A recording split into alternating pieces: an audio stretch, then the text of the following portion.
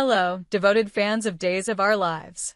Welcome back to TV Days Drama Digest, where we dive deep into the heart-pounding, tear-jerking, and jaw-dropping moments that keep us glued to our screens. Today, we're unraveling one of the most gripping storylines to hit Salem in recent memory, the mystery surrounding E.J. DiMera's shooting and the haunting trauma that has left young Rachel Black spiraling into a psychological abyss. Could Dr. Marlena Evans' bold decision to hypnotize Rachel finally unlock the secrets buried deep within her fractured mind? Will the truth about that fateful night come crashing to the surface, or will it plunge Rachel and those around her into even deeper turmoil? Grab your tissues and settle in, because this story is about to take us on an emotional roller coaster. Rachel Black, the young daughter of Kristen DiMera and Brady Black, has always been a vibrant, precocious presence in Salem. But in recent episodes, fans have watched with bated breath as Rachel's once bright spirit has dimmed, overshadowed by a darkness that seems to cling to her like a storm cloud. Her behavior has grown erratic. Mood swings, sleepless nights, and cryptic outbursts that hint at a buried trauma. The question on everyone's mind: what happened to Rachel that night, and how is it connected to the near-fatal shooting of E.J. DiMera? For those who've been following the storyline, the clues have been tantalizingly scarce. E.J., the suave and calculating DiMera patriarch, was found bleeding out in an alley, a bullet wound in his chest threatening to snuff out his life. The police investigation has been maddeningly inconclusive, with no clear suspect and a trail of evidence that seems to lead nowhere. But one name keeps surfacing in hushed whispers: Rachel. Could a child, barely old enough to understand the weight of her actions, be tied to such a violent act? And if so, how? Enter Dr. Marlena Evans, Salem's most trusted psychiatrist and a woman who has seen her fair share of trauma, both personal and professional. As Rachel's grandmother, Marlena has a deeply personal stake in helping the young girl find peace. But as a seasoned mental health professional, she knows that Rachel's symptoms, nightmares, anxiety, and fragmented memories point to something far more sinister than a simple childhood fear. Rachel has been quietly receiving treatment for a mental health condition, a fact that Marlena has worked tirelessly to keep within the family. The weight of the secret has strained her relationships with Kristen and Brady, both of whom are fiercely protective of their daughter, but often at odds over how to handle her fragile state. In a recent, heart-wrenching scene, Marlena sat down with Kristen and Brady in the dimly lit living room of the Black family home. The air was thick with tension as Marlena, her voice steady but laced with urgency, explained the gravity of Rachel's condition. "She's holding on to something," Marlena said, her eyes searching theirs for understanding. "Something so traumatic that her mind has locked it away, buried it deep to protect her. But it's eating away at her, and if we don't act soon, we may lose her to this pain." Marlena's solution? Hypnosis. It's a risky move, even for a psychiatrist of her caliber. Hypnosis is a delicate process, particularly for a child as vulnerable as Rachel. The goal is to gently peel back the layers of her subconscious, coaxing out the memories that her psyche has suppressed. But the stakes are sky high. If the hypnosis works, it could reveal the truth about EJ's shooting and provide Rachel with a path to healing. If it fails, or worse, if it triggers a psychological breakdown, the consequences could be catastrophic. Rachel's trauma is no ordinary childhood fear. The fragments of her memories, pieced together through tearful confessions and fleeting moments of clarity, paint a chilling picture. She's spoken of Johnny DiMera, EJ's son, in ways that don't add up. In one therapy session, Rachel described seeing Johnny with a gun, his face twisted with anger as he aimed it at his father. But the details are hazy, inconsistent, as if her mind is rewriting the scene to shield her from a deeper, more horrifying truth. Could Johnny, known for his fiery temper but unwavering loyalty to his family, really be capable of shooting his own father? The idea sends shockwaves through Salem, threatening to tear the DiMera family apart. But as Marlena prepares to guide Rachel through hypnosis, a more disturbing possibility emerges. What if Rachel herself was involved in the shooting? The thought is almost too much to bear. Rachel, a child caught in the crosshairs of Salem's endless power struggles, holding a gun? It's the kind of twist that Days of Our Lives thrives on, equal parts heartbreaking and electrifying. Yet, as Marlena delves deeper into Rachel's psyche, the pieces begin to fall into place. In a recent episode, Rachel let slip a detail that sent chills down Brady's spine. She remembers holding the gun, her small hands trembling, the cold metal heavy against her palms. She recalls EJ reaching for it, his voice sharp but desperate, pleading with her to hand it over. And then, a deafening bang.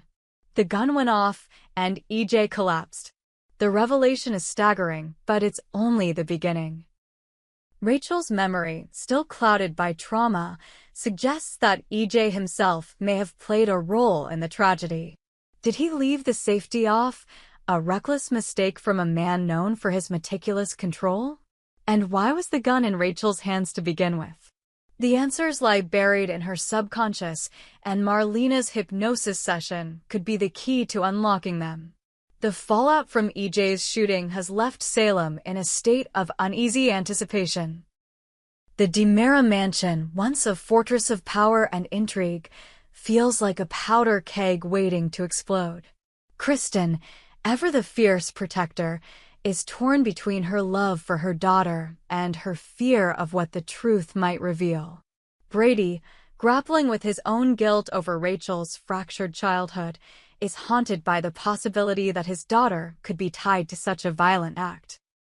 And Johnny, caught in the crossfire of suspicion, is struggling to clear his name while wrestling with his own doubts about what happened that night. Meanwhile, the residents of Salem are buzzing with theories. At the Brady pub, Roman overhears whispers from patrons speculating about Rachel's involvement. A kid? No way, one says, shaking their head. But you know how things go in this town, nothing's ever as it seems. At the hospital, Kayla and Stephanie exchange worried glances as they discuss Rachel's condition, wondering if Marlena's hypnosis plan is a step too far.